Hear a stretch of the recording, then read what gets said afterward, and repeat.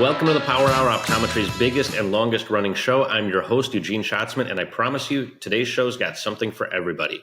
I am interviewing Dr. Brianna Rhue, and many of us know her as the founder of Dr. Contact Lens. And if you know her for that, you've probably already heard her speak about Dr. Contact Lens. So I specifically wanted to make the show about something new and something different. And she absolutely delivered. My favorite, and actually I have a few favorites, but one of my favorite parts of the episode is when she talks about how the heck she got 500 kids into her myopia management program.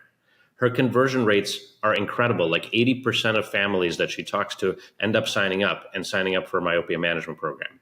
And she doesn't even bring them back for a separate appointment. I have to tell you, and you'll have to listen to the episode, but as a marketing mind, I really appreciate how she does it so much.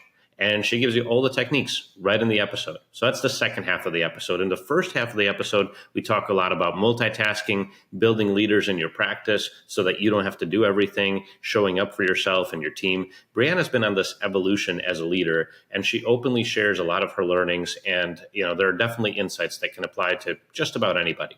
So lots of interesting content today. Before we jump in, quick reminder to subscribe on YouTube, Apple, Spotify, wherever you get your podcasts. I love that I get to make these episodes relevant to our industry, and that's all based on your insights and your feedback. So please reach out to me, eugeneshatsman.com or the Power Hour website. Give me your feedback, your insights. I'm always looking for ways to make the best possible episodes and be the best possible resource for you. Again, that's eugeneshatsman.com or the Power Practice website. And now let's jump into today's episode. All right, Dr. Brianna Rhue, welcome to the Power Hour. Excited to have you here. Excited to be here, Eugene. This has been a long time coming. Well, so I thought that one of the topics of conversation we could really start with today is that I think a lot of people know you as the ultimate multitasker in optometry. You have a busy practice. You see patients. I see a lot of patients actively. And you also have this other pretty wildly growing business that we all see you posting on LinkedIn for. And congratulations on the Inc. 500 or 5,000, by the way. Thank you. And you're traveling all the time, and you're not always in your practice like many practice owners are. And yet you've talked to me about how you kind of hit a breakthrough over the course of the last year from your perspective of leadership of the practice, and the practice has been doing better as a result of some of those insights. So that's what I wanted to focus the show on today. How's that sound? Sounds great. All right. So I think give everybody a little bit of backstory of how you came to own your practice, and then we'll quickly fast forward and start talking about what it's doing today and some of the challenges and some of the issues that you're tackling head on. Yeah, so it's fun because I just did a big reflection on the last 14 years in practice. So graduated 2009, did my residency in 2010. I was set to move back to my home state of Colorado where I had a job. Ended up meeting a boy who is now my husband of 11 years, Josh, and found a private practice here. And I graduated into the Great Recession. So it really showed me early on, and I didn't really know what a recession was, right? We'd kind of been protected in school. So he took a chance on me as much as I took a chance on him. We were doing about $750,000 when I joined him. It was a single doctor practice, but beautiful practice, had 4 lanes. He was updated on equipment, just needed a little bit of a facelift. So for new grads listening, when you walk in, a practice is like building a house. Like you can get new paint, you can do these things where a lot of people missed out on a gold mine that I saw. And I wasn't making a lot of money. I was working 6 days a week to make up for what my friends were making in 5. But then in 2015, we became partners, and we became 50-50 partners. And we had a 7-year buyout in our contract that in 7 years he would retire and I would buy the other 50%. Well, 7 years came and went really, really freaking fast. And we actually negotiated 1 more year for him to stay. So that, I think, is a testament to our partnership and how we really worked well together in the practice to continue to grow it and have that be a beneficial relationship. And then I also started Dr. Contact Lens in 2016 with Jen Taviza, and then also had a baby right then as well. So you're not busy at all at that point in your life? I kind of hate the word busy. Um, I guess a more like intentional or just knowing that that is my potential and living up to it. I love that. Okay. So fast forward from 2016, where you parted ways with your partner and then started doing another business, and you had and you had a baby, and now we're 8 years later. And what's happened in the practice? Yeah, the practice. So when I was pregnant with my first son, I knew that we needed another associate. So I was able to, take a good maternity leave. I want to give women listening to this, take that time with your baby. Don't be rushed back because you have the rest of your life to do that. You're a new mommy, a very short time in your life. So just make sure that you're set up to do that and do that. So I was going to be taking 2 months. He was early, so I ended up taking 3 months, which was awesome. But in that time, it allowed me to really step back and see that the business ran without me. So we found a wonderful associate. She's been with us since then. She actually had another baby a year later to the day. So our kiddos are a year apart on July 17th. Okay. And did she get a chance to take a multi-month maternity leave? Yes, she did. Nice. She did. And so I was like, well, I hired you to like work for me, but now I'm working for you. It was really fun. Then Dr. Contact Lens, during that 2020 thing that all happened to us, really took off. And so that allowed me to find another wonderful associate who has also been with us and we'll talk about that in a second, on just engagement, but she joined us as well. And so I was really able to step down to a day and a half in clinic, which is still really important to all of these sides of the business, and really, really get things off of my plate, not delegate, get things off my plate, because delegation, I think, is thrown around and as a term also that's not correct. Why? What do you mean? So delegation is delegating something that you liked to do. So if you delegate something that you like to do and it's not done to your standards, then what happens? You look at it as a failure. So you want to get things off of your plate that you're not good at, that you don't enjoy. So we talk a lot about that 20-80 rule. You want to be focused on your 20%, not the other 80% of crap. Mm-hmm. So, but there's people in your office that like to do the stuff you don't like to do. And I think it's asking yourself what's giving you anxiety, what's keeping you up at night, what's draining your energy. Write those down and ask your team what on that list that they like to do. And they will surprise you if you allow them. Bree, so the reality is that this is right in line with the management tool that I learned from Dan Sullivan, and we use in our office every day. Yeah. It's the unique ability chart, and what you do for everybody listening who may not be familiar with it is you literally draw you draw two lines, like a x-axis and a y-axis on a piece of paper, and one line represents your skill at a particular activity, and the other line represents your how much joy or your level of satisfaction with being able to do that activity. So something that is high skill, high satisfaction, that's like you enjoy doing that activity, you're good at it, you want to keep doing it. Work doesn't feel like work when you're doing that. That's what Dan Sullivan's term is, your unique ability, right? And tends to be a small percentage of the tasks that you do every single day actually fit into that and in that box on the grid. And then you go over to like the stuff that you can do, your high skill but low enjoyment. Like, so for many ODs, that could be like payroll or something, right? Like, you're good at it, you can do it fast. Like, you don't have to, like, you've been doing it forever, or maybe balancing the bank account or something. I don't know, something that you've basically just kind of got to do by default, and then you just end up doing it because you're efficient at it. That stuff, brings you no joy. You don't enjoy. You get no pleasure out of doing that work, but you're good at it. So you just end up doing it and you get stuck with it. And that's where a lot of activity tends to be for a lot of people. And then there's the whole grid of like the stuff that you're incompetent at. You don't enjoy it. You don't do you're not good at it, but somebody's got to do it. So you just end up doing it. And then like that's the level of incompetence that you absolutely need to get off your plate. And the other part of the grid is the stuff you want to learn more about. Like you really enjoy it, but you don't have time to learn about it. So you're kind of like low skill, high enjoyment, but that's the part where you got to either skill up or hand that activity over to somebody else. So what we tend to do when we talk about this with people is we say, look, just do an activity inventory of everything. Don't just list the stuff that you suck at, but just list everything that you do and try to figure out which one of those quadrants it actually fits in. And what you'll find, and we'd say, what did you do? How long did it take? And then which quadrant does it fit in? And then usually when people come to me on my team and they say, I'm kind of overwhelmed, Eugene, and I say, well, okay, so we got to take some things off your plate, but to figure out what to take off your plate, I'm going to give you one more thing that you have to put on your plate for like the next 2 weeks.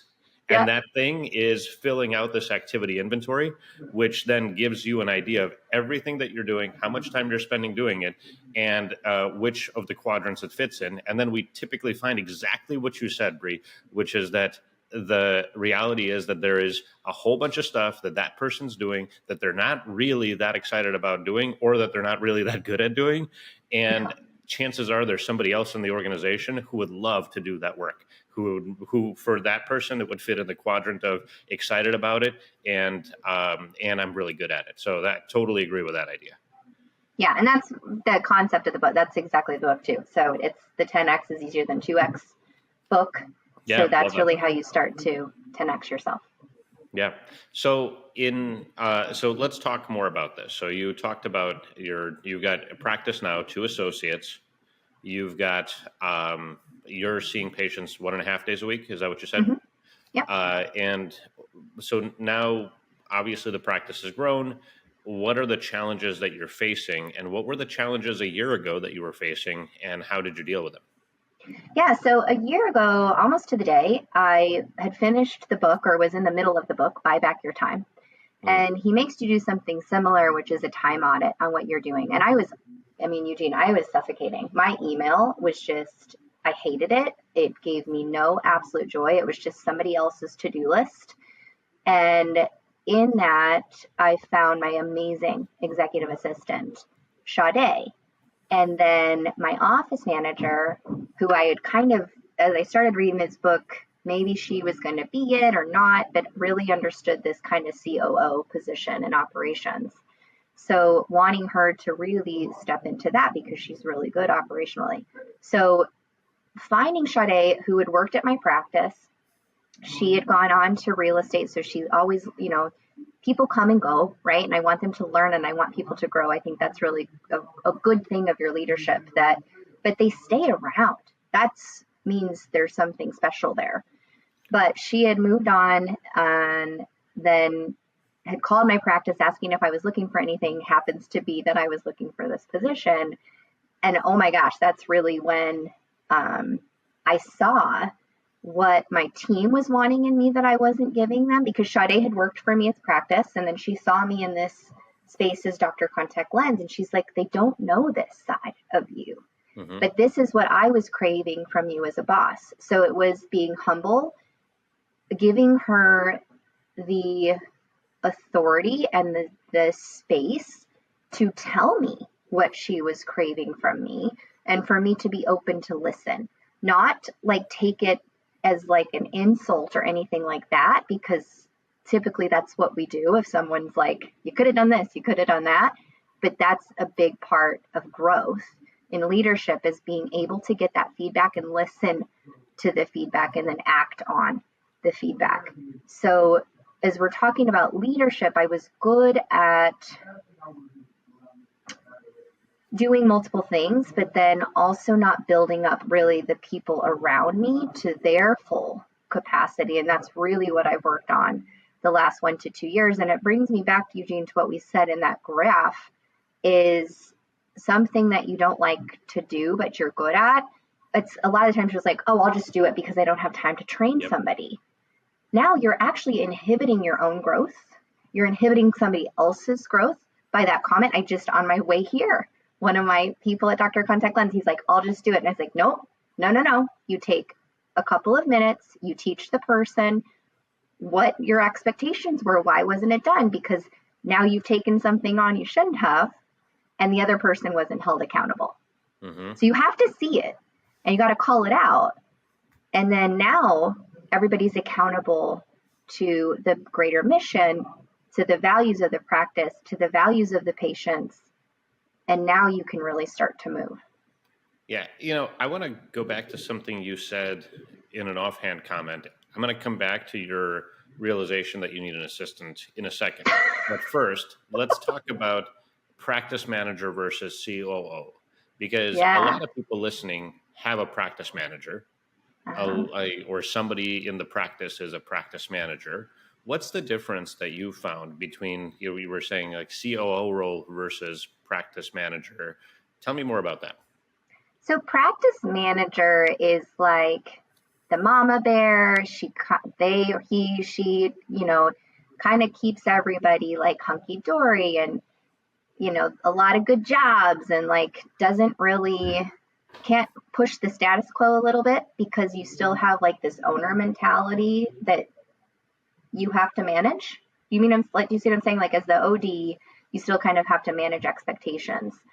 Shifting her into this COO role, and we have employees, wonderful team that has been with us 27 years, 24 years. I mean, they're all friends, right? So there's some, tiffs that happen and newbies that come and have to kind of get into this jive, but promoting her to that COO, but giving her the tools to do it. So it's a big shift mentally, because you have to kind of lay the hammer down a little bit.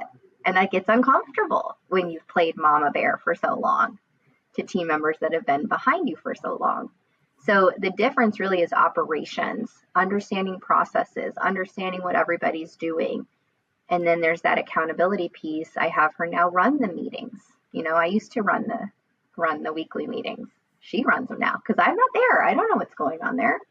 I know it through the numbers. I know it through, checks and balances that I have. But that's the conversation that her and I get to have now on a weekly basis.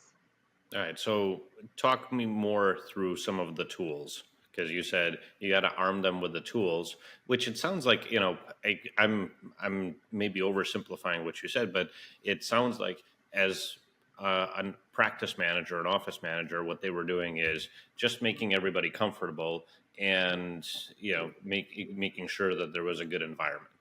It sounds like as COO, you're asking them to hold people accountable. Yeah. So what tools are you using to help your office manager hold people accountable? Well, it's something you and I have talked about. I think Traction is a great book. I think it's really hard to run in private practice than like a big organization, because you don't have these different steps of leadership. It's typically you and your office manager now that you're promoting to a COO position. And that's really it. Maybe an optical manager. You don't have these like categories in your massive practice. Leadership. Yeah, Traction. There's no org chart. There's no. Yeah, right.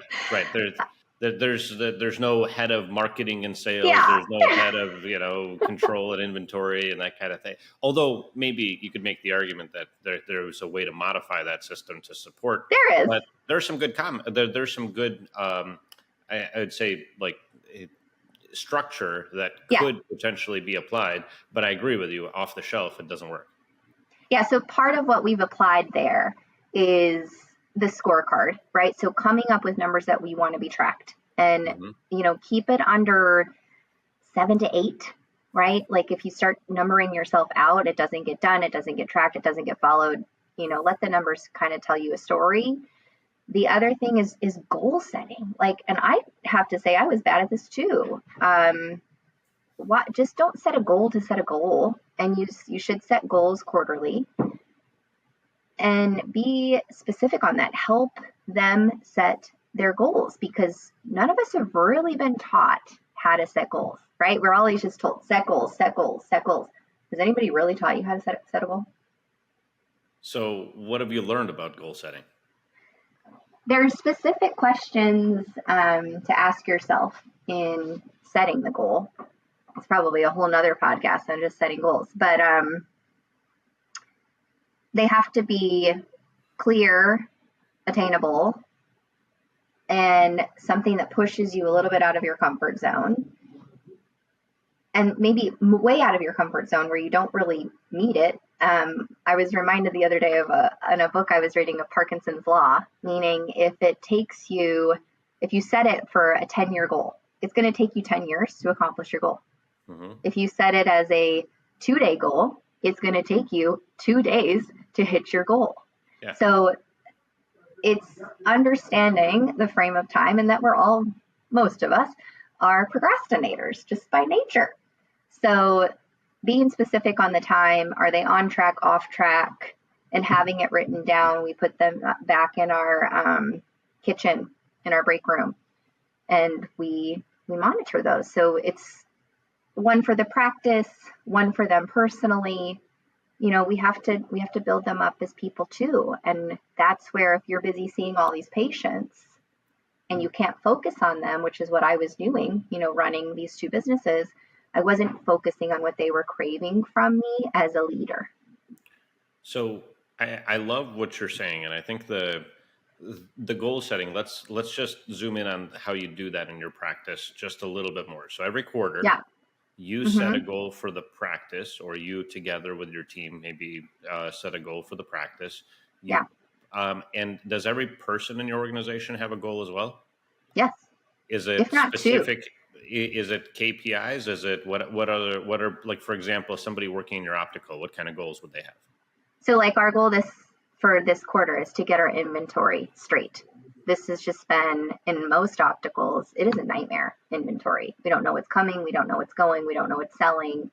Our EMR systems are really, really crappy when it comes to that. Mm-hmm. We haven't learned that part of the business because, to be honest, for me, it terrifies me. Like, I have an optician for a reason. I have an optical, we've promoted her now to optical sales manager to monitor the freaking inventory. So that was her goal.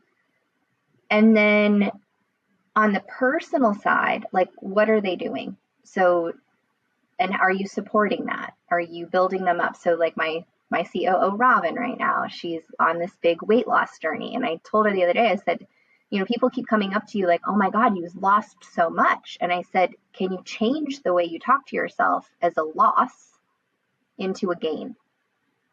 So meaning, like, oh my God, somebody says, look, oh my God, you look so amazing. Like, how much have you lost? I wanted her to start saying, or, offered her to say, yeah, I've lost, but this is how much I've gained, right? I've gained my freedom back here. I've gained happiness here. I've gained command or control over the way I look here. And you could see just how we speak to each other differently, mm-hmm. catch different words. So like something in the morning when I'm getting my little one up for school in the morning, I'm like, we get to go to school today. I don't have to go to school. I get to go to work today. Yep. I don't have to go to work. Yep. So I've already ingrained that even in my little kiddos. I love that. And we'll talk about marketing here in a second, because it's like something's going off in my 8-year-old here. It's really funny. So I'll share a little thing there. Okay, now you got to tell the story. We can bounce around. Yeah. We were writing our multiplication, so 3rd grade multiplication tables is like where it all comes. And you're supposed to make your note cards for all the facts. And so he starts at the bottom of every note card making this drawing. And I go, what's your drawing all about? He's like, it's my logo. Nice. Nice. Like, oh God, you are so screwed. You are my child. Yeah, that's awesome. What is his logo? What's it look like? It's like an infinity sign. That's awesome. But it's like got some points to, it's like, and honestly, there was another thing he was doing when they like checked their homework in 2nd grade themselves, they would put like a check mark next to it. And it's like a professional check mark. I swear, Eugene, for 4 months, I thought that was the teacher's check mark. And then I saw him, I was like, you mean to tell me this whole time that was you? That's awesome. Yeah, I think as that there sometimes the inherent marketing in our blood wears off on our kids. My kids actually been designing she's got a brand, and she's decided that she's going to have shoes in her brand and branded lemonade and all kinds of things that, are part of this brand conglomerate that she's building in her head. And I freaking love every second of it, because I I did just want to too. encourage that in my little girl for sure. His logo, I was like, oh God. That's awesome. So back, back at the ranch, you've got these goals posted in the break room, and every Yeah. week you go through. I imagine, and this is part of the accountability exercise that I always talk to practices about as well. Is that the idea is that you have to be able to know whether you're on track or off track and hold people accountable. And so I imagine that every week. You're going through those goals and you're saying on track, off track, and then doing what if it's off track. Yeah, so that's like we had, just like everybody, we have had a little bit of turnover, right? And typically it's that front desk position. So I have to say, like, it's just been so crazy with back to school that we've gotten away from it a little bit. But to get back on track and measuring this, yeah, you do go through those in each meeting. And then it's another critical point in development from the lead, like you as the leader, right? If you don't have your cup full when you walk in that door every day, how can you have somebody else help somebody else fill their cup? Mm-hmm. So if you're running straight into patient care and you're just hammered all day by all of these needs and wants of other people, what work are you doing on yourself? And that's when I see, if I'm not doing the work on myself, that's where I see kind of my team fall back into their categories. So this is a really hard thing to do, but you got to lead by example. And if you see yourself slip, you got to call yourself on your own shit. So how do you get yourself back into the game when you're slipping? Or maybe tell a story of what's happened. Yeah. So again, running the two businesses, so the tech company and building all that's there, and then the practice, it's two different muscles, but it's still one me. So if I find myself, I do a lot of yoga. I do a lot of, listening to books and business books. I have people that I can call to just bounce ideas off of and just get that muscle flowing again. Get back to the excitement, find out what that is. And remember, I learned this from Taylor Johnson, who's a business coach, business athlete coach is what he calls it. So he was an athletic coach, and then now he's a business coach. So he calls it the business athlete. You have your sprints and you have your recoveries. So it's, as a high achiever, I just feel like I've just been on this sprint, since graduation. So understanding there were recoveries in there that were needed, and that's okay too. So it's like, you don't have to, we're just lifing. All of us are lifing all day, every day. So how can you really show up for yourself first? Yep. And when you show up for yourself, then you can start showing up for other people in your practice too. Exactly. Because I don't think that's what ODs are doing enough of, Eugene. I was on a call the other day. There were 4 ODs. I was one of the only ones still practicing. And I think that that's a huge key to my success personally, is this is a really hard job, managing a practice. And if you get out of it, you forget how hard it is, because it's just that hard between patient care and demands of your staff, and everything else going on in the industry. And then there was all these other industry professionals on there, and they're like, God, what is wrong with ODs today? And I was like, oh, this is going to be good. Like, what's going on over here, right? And it's like, they don't have business acumen.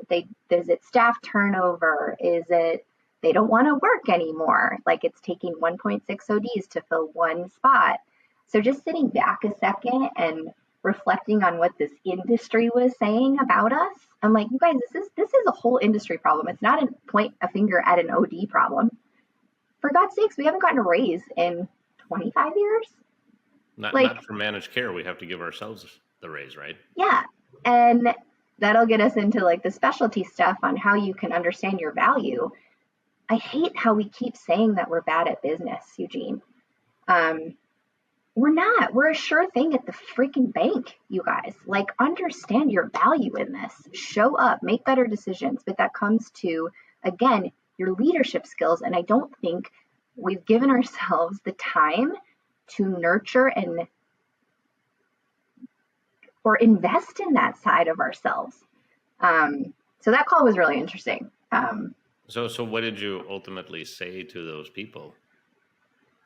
I was like, guys, like the work thing is like a global work thing. Like it's not just optometrists don't want to work. It's like everybody doesn't want to work right now. And it's really like, okay, so how are you showing up for your industry? How are you showing up for the ODs? Is your product prices out of control where you can help them get it down? Is what you're selling actually necessary? Like, look at that too. And how you're just really talking to us. Like, be our partner. Don't say we're bad at business and just chalk that up to that we're bad at business. Teach us that, show us that, maybe in a different way, show compassion, show empathy for what we are, maybe shadow us for a freaking day and see what we're up against in that exam room. Be happy if any sales reps wants to shadow me for the day to see what we're actually doing. So, well, and I think that's that's my soapbox, maybe. Yeah, well, it's what gives you some unique perspective, because I think that you see patients every day, and or I guess every week. And I guess there's a couple things I want to talk to you about, because I know that your practice tends to overperform on the specialty side, meaning that you have a lot of patients who elect to use specialties, some of the specialty things that you offer, dry eye, myopia. So talk a little bit about that. Yeah, so in school, this comes from school. So we were taught, to find your niche. I mean, that like ran through my head. Till it was just blaring like a megaphone in my head, and I hadn't found my niche. I found my niche in 2017. I was invited to Vision by Design. And this is myopia management. Man, like, did I find my niche in that one conference that was pretty expensive, by the way. But again, invest in yourself like you're a sure thing. You did it before with how much you went into optometry school with all the debt. You can do it again. Don't pull back on that. Money's just a tool. Debt's just a tool. Don't let it own you. And myopia management, I came back that day.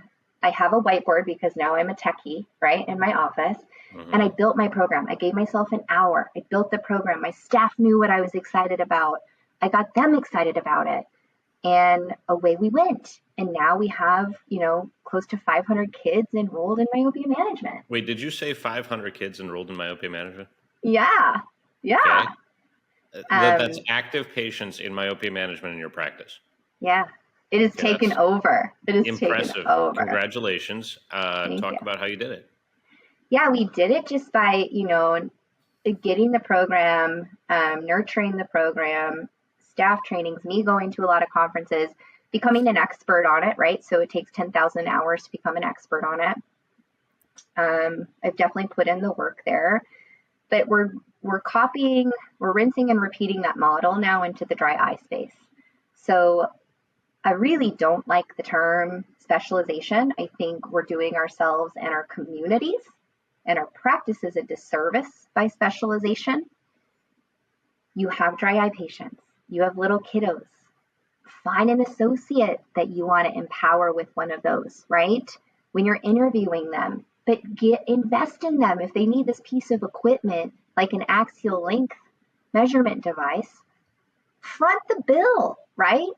Bring it in, show them how to be successful, lead them down the way. And now you get to sit back and watch it. And now you get to see this person. I'm going to play a little bit of devil's advocate right now, because I've had clients in this situation where they get excited. Their whole team gets excited. Yeah. They buy a piece of equipment, and you know what? The doc who owns the practice will do it. They'll say, "Hey, I can get the patients. I can talk to them about dry eye." They'll do all the right things. They'll screen the patient. They'll get the screening right. They'll get everything together. Everything will look good. And the primary doc, the owner, is going to have a great conversion rate, Yeah. and the associates don't, even though you gave them all the tools. So I'm assuming that with those kind of numbers, your associates are pretty bought into your process. What did you do, and how do you help people get excited about the same things that you're excited about in the exam room when you're working with associates? I think that this is the benefit of working alongside your colleagues, where you're constantly bouncing ideas off of each other. Like that's what Garmizo and I had, was cases. Like, use that you have another optometrist in your practice, use that to your advantage. So many times you're back in your office not talking. That is time to talk. And then you have to give yourself time to work also. But on those days that you're seeing patients, that's the time to talk about cases. What are they excited about? What cases do they have questions about? Are they liking the myopia thing? Is there anything else that we could be doing? Do they even want to be seeing those kinds of patients? Maybe they want to see all the regular patients and then refer to me the myopia patients because they're not confident. But again, a lot of it just comes down to knowledge and being comfortable with the questions that parents and patients are going to ask them. So if you don't arm them with the knowledge, they can't get confident. So that again is investing in conferences, investing in cases that you share, auditing each other's charts sometimes. Like, we all see each other's patients and I'm like, oh, yeah, right there we missed where we could have, sold a heat mask or vitamins for MacuHealth or something like that, right? So auditing charts of each other, I think, needs to become more common, where it's not like slap on the hands. I send a lot of get better cards, not get better because you're sick, just get better at your freaking job. I look at it as solutions over sales, and associates, because we hate selling, we're not providing all the solutions. Okay, wait, talk about the get better cards for a second. What is this? So, again, it comes down to performing. Like, the moment your feet touch the ground in the morning, you are performing, right? So how are you showing up for your performance? Are you going to walk in at like 60% and half-assed all day? Or are you going to walk in like 110%, let's go? Again, you're going to ebb and flow between there, but know your staff is on the same thing. But the get better cards, I learned this from Scott, who's our account executive at Dr. Contact Lens. He's like, yeah, you need a get better card. Not get better because you're feeling sick. Get better at your freaking job. So you and we need a lot of that right now. With like 25 Brianna Rhue branded get better cards, and you're handing them out all day. Oh my God, Eugene, I wouldn't have enough. Those have to be on constant repeat. Okay. But we all see it. But again, it's seeing the potential in other people, living up to your own potential. I don't think we've done that in a while. Right. So I love it, and I think I absolutely appreciate the energy. Let's get into the brass tacks of 500 kids is still like I can't move past that for a second just because it's so impressive. So zoom in on how you're actually doing it. What are you saying to the parents? What are the biggest objections? How are you getting past those objections? And really, I mean, what percentage of the kids that you're seeing are turning into myopia management patients? So now it's turned into like a big referral practice. How we've done it is, honestly, we take a Polaroid picture of every kid. We've done this since 2016. Every kid that we see, we take a Polaroid picture. It goes on the wall with their authority. And every patient that walks down that hallway sees that we see kids. Oh, you guys see kids here? Why, yes, we do. Why is that important? They just got seen at the pediatrician. Okay, well, we want to check, all these things, and I have 2 to 4 things that I just list off really quickly. I don't want to inundate them with information. And then at the front, when I'm checking the patient out, okay, so-and-so wants to make an appointment for their son, Phil. Let's get that on the book.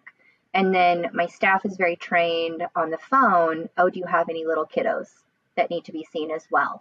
So you're just planting these seeds over and over again. I even do it in like my -4s, -6, -7 patients that are that 23, 24, probably don't have kids yet, right? And I'm like, hey, if and when you ever have little ones, like, they're not going to end up like you. So like, it's just planting seeds and getting your your elevator pitch down to So the I love parents. this. So you're doing the wall of kids while people are walking down the hall, so that they know that you can see their kids. They In know we have an addition, optical. They don't always see kids. mm-hmm, I love that. That's brilliant. And you're asking about that on the phone. Everyone knows I'm a big fan of farming. Who else in your household has? And it needs to be seen every time you talk to somebody. Yeah. The other side of that, though, is that okay? So the parents bring the kids. Yeah. And oftentimes practices don't like seeing kids that much because they're not such profitable patients. What percentage of the kids, right? I know you're laughing. So what percentage, by the way, huge plug for the YouTube, like Brianna just smiling the entire time. And it's like, it's a fun interview. So watch this on YouTube. But the patient walks in the room, you're having the conversation. What percentage of your kids that you're seeing that actually need vision correction? I guess, what are you learning when you're seeing kids? Maybe let me back up.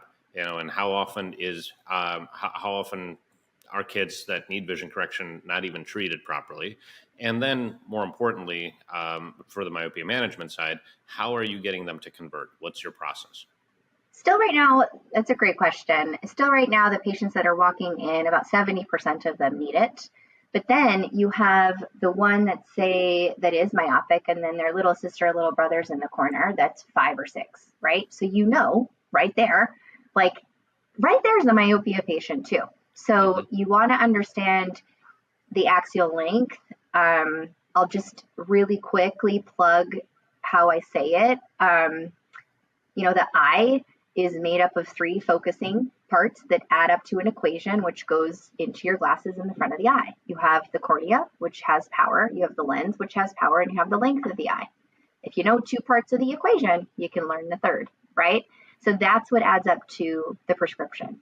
We don't want the eye to get longer, just like they're growing. And then that's when I get into screen time and outdoor time, and I reflect there for a second. And I let the patient, the little kiddo, tell me that what they're doing on devices is wrong.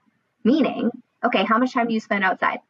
And they're typically, like 30 minutes, an hour. The good ones like know where I'm going with this. Mm-hmm. So like 2 hours, whatever. And I'm like, how much time do you spend on a device? How much time do you spend on your phone? 5, 6, 7 hours. Does that feel balanced to you? They'll look you in the eye because they know that that is not balance. So right there is the conversation that you can have with the parent on screen time, healthy. I just also would highly recommend, I've been recommending this book to every parent, is The Anxious Generation. Great read because it arms you with why devices are what's happened. Like, this is not good, this path that we've gone down. So I recommend that book, and they're excited to now know that they can empower themselves as a parent. There's no judgment in there on how we parent. I've got 2 little ones too. I take away the mommy guilt. Nobody has time for that. We get enough of that in our own self-talk. So I never lead with that. And then the other part of this is to have both parents present for the presentation. I learned that from my dad, who's a furniture salesman. So if you've heard me talk, he calls it the 1-legger, 2-legger story. So in selling furniture, and Eugene, you'll probably never shop for furniture the same after I tell you this, but if you walk into a furniture store with just yourself, you're called a 1-legger. It means you can get out of the sale. So I got to go talk to my husband. I got to go talk to my wife. Like, I'm not ready to, make this purchase. If he has a 2-legger, so a couple walks in, he's like, I got a 2-legger, I can close this deal, right? Same thing for myopia management. They're going to forget 90% of the shit you said, have to go in because they came in for their $100 eye exam or whatever it is that you charge. And now you're talking about a $2,000 treatment. You think that they're going to be able to go home and explain why they just said yes to this treatment? Absolutely not, right?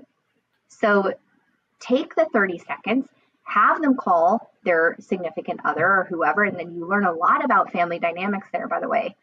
Are they divorced? Is the kid going from place to place? Which treatment's going to be best for the family? And then that's where success happens, when you start to listen and observe and communicate and connect. So you'll have the mom call the dad in the exam room before you present the need for a myopia management program. Yep. Or the dad call the mom. Or the dad call the mom. But I'm guessing that oftentimes the mom brings the kid in for an appointment. I'm seeing I'm seeing like kind of, that's again where you learn more about family dynamics. Yeah. So they call the other parent during they call the other parent during the appointment, and then we're at the eye doctor, and the eye doctor's telling us that we got to put $2,000 on our credit card. Yeah. All right, so tell me how that conversation goes. So you do your spiel, you explain. I kind of just like brush over it. I'm like, these are our options. I'm not recommending this one because of XYZ. I'm recommending this one. The investment, I use the term investment, not cost. Right. The investment today is $2,000. We can take that now. We can break it over time. We'll take care of that up front. So let me go into this treatment and we'll get started today. Are we ready to go? The key there is to wait, pause. This is another sales tactic. So all my salespeople are there like, Brianna, don't say this. That's negotiations. First one to speak is going to lose. Mm-hmm. So get uncomfortable in the silence. Get comfortable in the silence and wait.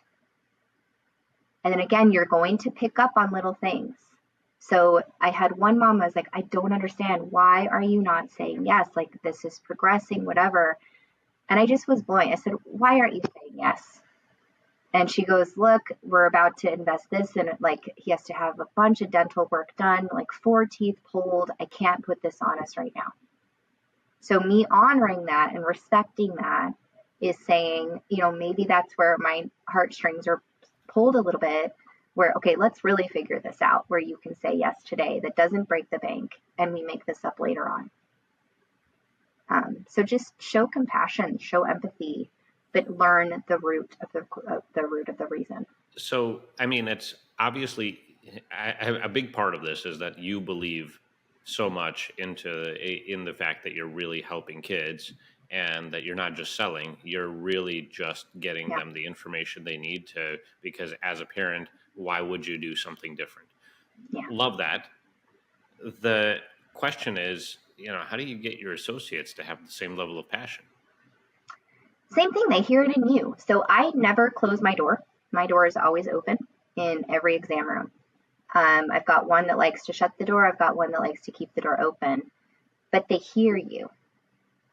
So it's not, I'm sharing with them the magic, and I pick up on things that they say that I'm like, ooh, that was great, right? That's how they said that. Talk to your colleague, listen how they say it.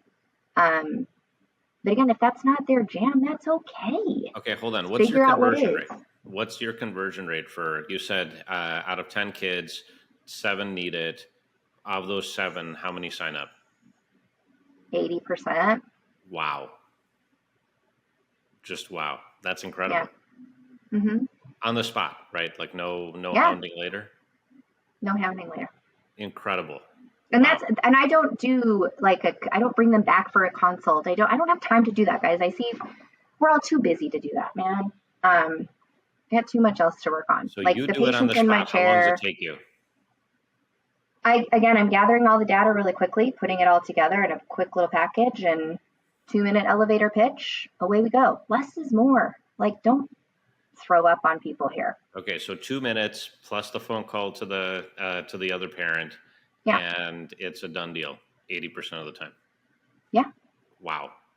On referrals in, right? Because then they're already on the hook. And parents are searching this out, by the way.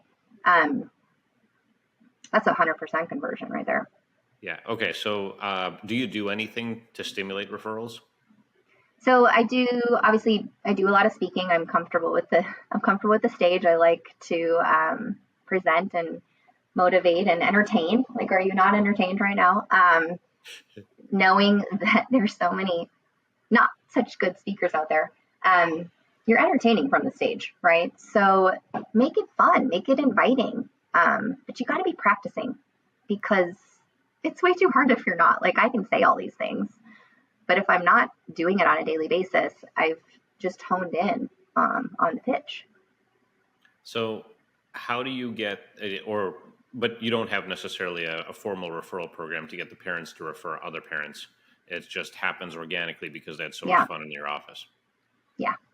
I love that. Um, Yeah.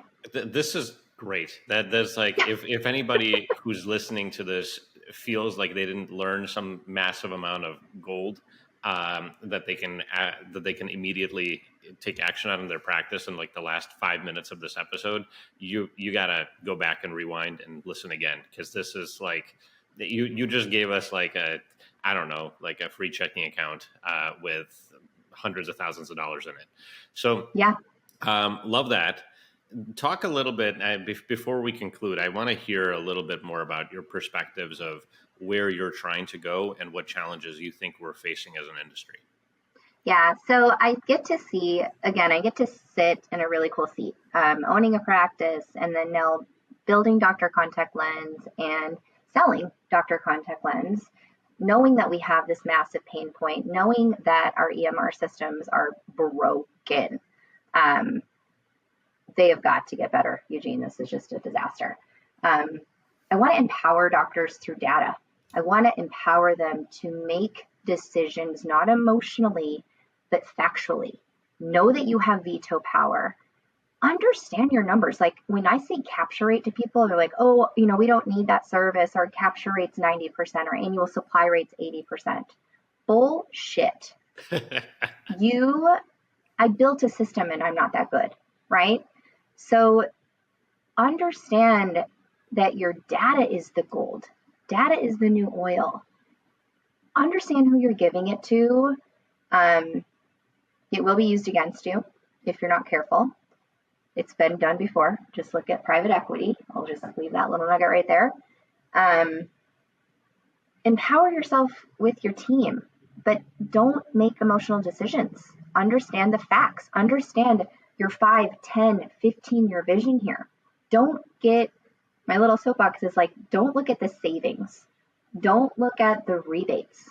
That's the icing on the cake. That's not what you make a decision on. Mm-hmm. You make a decision on, okay, you saw 100 patients that were contact lens patients and 30% of them walked. That means 30 of them walked out of the door. So you did all of the work to drop the ball at the front desk. Do you have something to show you that and to capture that does not have patient self-registration, that does not have your staff doing double data entry, right? Your staff is floundering because you have them doing all these different things. Sit in their shoes for the day. It is ridiculous what we have them doing when it comes to tech. So that's where AI is going. That's where, like, don't be scared of AI. Be scared that you're not learning AI. Right. So I even, like, a little conversation that I have now with parents, like, or with patients on photos, like retinal photos. I'm like, that little buzzword AI? This is what AI is really good at. We're going to be able to see, like, your risk factors for hypertension, your risk factors for Alzheimer's, your risk factors for this. And they're like, really? Right? Me taking 20 more seconds to explain where I see the future of eye care and healthcare. You think any other doctor told them that? Well, and it's going to make them come back more often to make sure that they pay you the $39 for the photo, so that, because no other doctor is really doing this or going through it with me. That's phenomenal. I love that. Yeah. So it's just, this industry is so amazing. I think ODs get a bad rap on it. I think the ODs are not feeling valued, and that's why the industry is where it's at. So what I'm asking the industry is to get in there, support people, ODs, support your industry. Like, yeah, you're the one we're all selling to. Be nice on the phone. Take the demo. Make your team take the demo, because they could have said no on the phone to a $500,000 opportunity that you didn't know they said no to. So it's just doing little things really add up to big results. And know your numbers, like you said. I mean, I completely agree with you. I think being data driven in the way that you make decisions is more important than ever. And I think that's such a good point that you made earlier. Yeah. So that's kind of my soapbox for the opportunities that we all have. Oh my God, there's so many. This industry is I so feel fun. like we could have multiple other episodes. I wrote down like 4 topics that you were talking about. I was like, that's a great episode idea. That's a great episode idea. So I'm sure we'll have you back on the show. Thank you so much for spending some time with us today and some of the incredible things that you shared with us. My pleasure. Thank you for having me on. Appreciate it. Hey there, it's Eugene, and I've got a question for you. Do you do medical billing in your practice? What if we took 10 charts and looked at them pretty closely? Would they be good enough to pass an audit, or would you owe the insurance company some money? Or would there be some found revenue that you could put back in your pocket? So looking at 10 charts is a new service that's now available from the Power Practice, and it's called the Power Audit.